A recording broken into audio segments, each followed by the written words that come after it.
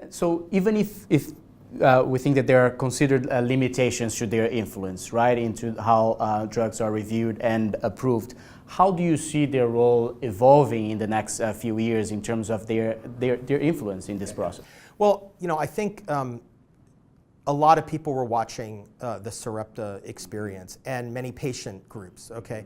And I think they are watching and learning of the right way to do things and maybe the wrong way to do things to engage the FDA, to engage Congress, to engage industry, okay? And so I think what you'll see is, and my experience with the Duchenne community was that they were very sophisticated. They dug very deep into the research.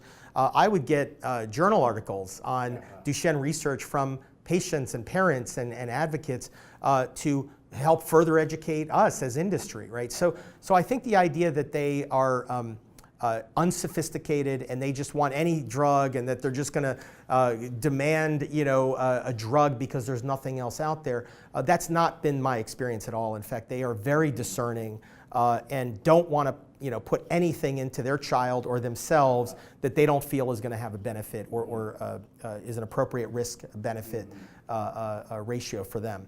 So I think you're going to see people who look at Cystic Fibrosis Foundation or Multiple Myeloma Research Foundation or Alzheimer's Foundation. I mean, these are all the Michael J. Fox Parkinson's. I think these are examples of how organizations can operate and do a service to drug development. And I think the FDA is ready to embrace that. And there will be people who try to abuse that. There will be people who become more inflammatory. Look, I used to work at Gilead, and we were in the HIV, and God, there must have been more than a dozen influential HIV advocacy organizations, and everyone was different.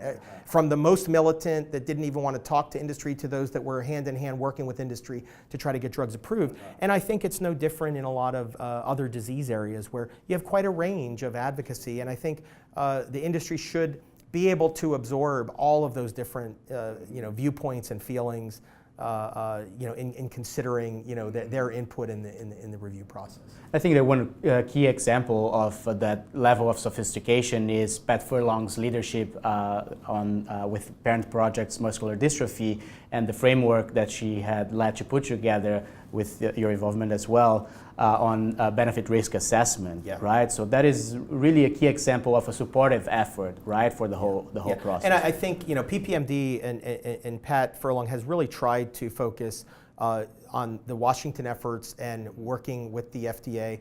I think there were a lot of other advocacy organizations that were involved in that dialogue, there's probably a half a dozen that were integrally part of the effort in engaging the FDA around this.